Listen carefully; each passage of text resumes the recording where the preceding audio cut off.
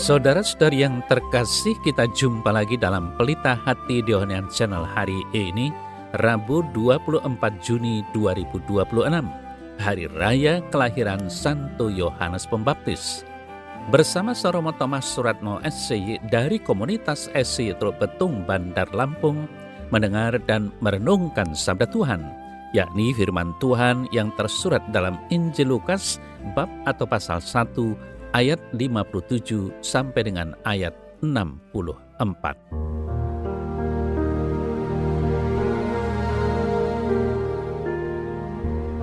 Pada saat itu genaplah bulannya bagi Elisabet untuk bersalin, dan ia pun melahirkan seorang anak laki-laki. Ketika tetangga-tetangganya serta sanak saudaranya mendengar bahwa Tuhan telah menunjukkan rahmat-Nya yang begitu besar kepadanya, bersukacitalah mereka bersama-sama dengan dia.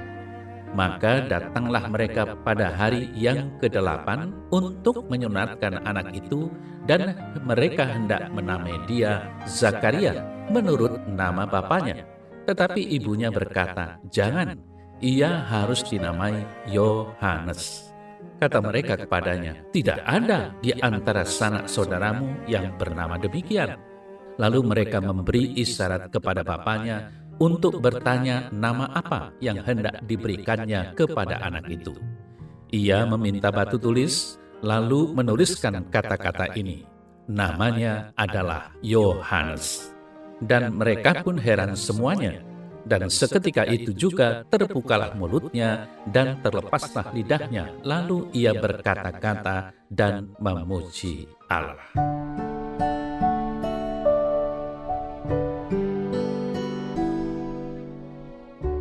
Saudara-saudari yang terkasih, Hari Raya Kelahiran Santo Yohanes Pembaptis adalah salah satu dari hanya 3 hari kelahiran yang dirayakan gereja dengan pesta liturgi. 2 lainnya adalah hari kelahiran Yesus dan Bunda Maria. Penghormatan luar biasa ini mengungkapkan peran tunggal Santo Yohanes dalam sejarah keselamatan sebagai sang perintis yang mempersiapkan jalan bagi Tuhan.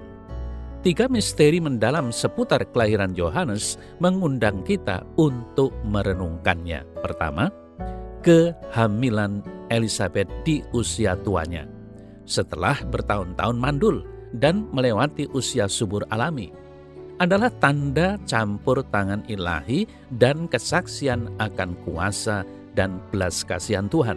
Ingatlah bahwa mukjizat serupa terjadi ketika Sarah mengandung Ishak di usia tuanya.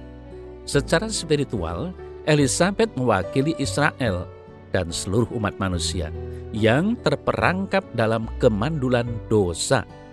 Dengan melahirkan kehidupan dari rahimnya yang mandul, Tuhan mewujudkan kemampuannya untuk melahirkan kehidupan baru di mana usaha manusia gagal.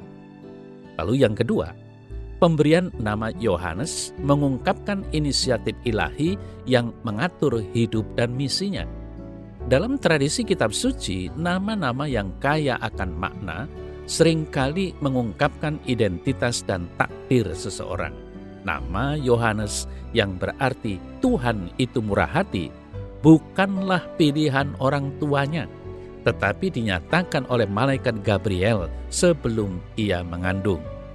Ketika Elisabet dan Zakaria bersikeras pada nama yang diberikan oleh Tuhan, mereka menunjukkan ketaatan mereka kepada wahyu ilahi di atas kebiasaan manusia. Kebingungan kerabat mereka, tidak ada seorang pun di antara kerabatmu yang memiliki nama ini, menyoroti bagaimana kelahiran ini menyimpang dari harapan manusia. Yohanes tidak akan meneruskan nama atau warisan ayahnya.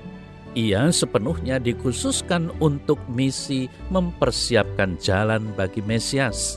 Dalam hal ini, kita melihat pelajaran bagi setiap orang Kristen. Identitas dan misi sejati kita tidak berakar pada garis keturunan duniawi atau tradisi manusia, tetapi diberikan kepada kita oleh panggilan Allah yang bebas dan penuh kasih karunia. Akhirnya yang ketiga, pulihnya kemampuan berbicara Zakaria setelah berbulan-bulan bisu. Dan ini menjadi tanda kuat kemenangan iman atas keraguan. Zakaria menjadi bisu karena ketidakpercayaannya pada perkataan malaikat.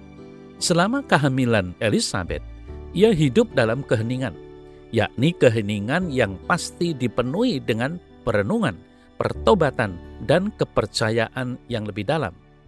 Lidahnya baru bisa lepas ketika ia menegaskan perintah Allah dengan menulis Yohanes namanya. Tindakan pertamanya setelah mendapatkan kembali kemampuan bicaranya adalah memuji Allah, mengungkapkan bahwa hatinya telah dimurnikan dan diubah. Lepasnya ikatan lidah Zakaria melambangkan suara kenabian putranya Yohanes yang akan berseru di padang gurun, menyerukan pertobatan kepada Israel. Secara rohani, hal itu juga mengingatkan kita bahwa pujian sejati kepada Allah mengalir dari hati yang rendah hati dan taat kepada kehendak-Nya. Saudara-saudari yang terkasih, saat kita merayakan hari raya kelahiran Santo Yohanes Pembaptis, renungkanlah hari ini bukan hanya peran unik Yohanes dalam sejarah keselamatan, tetapi juga bagaimana Allah ingin bekerja dalam hidup kita sendiri. Jika kita mengalami saat-saat kekeringan atau kemandulan dalam iman kita, ambillah harapan dari kelahiran Yohanes yang ajaib ini. Allah dapat menghadirkan kehidupan baru bahkan dari apa yang tampak tak bernyawa. Sebagaimana nama Yohanes mengungkapkan kemurahan hati Allah, demikian pula kita dipanggil untuk percaya pada belas kasihan-Nya yang bekerja di dalam diri kita.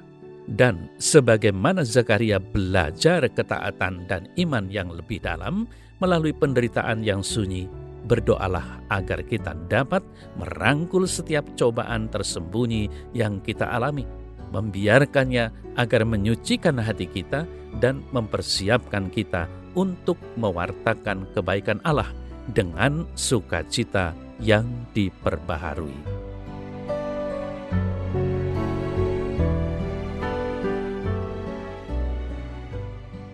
Dalam nama Bapa dan Putra dan Roh Kudus. Amin.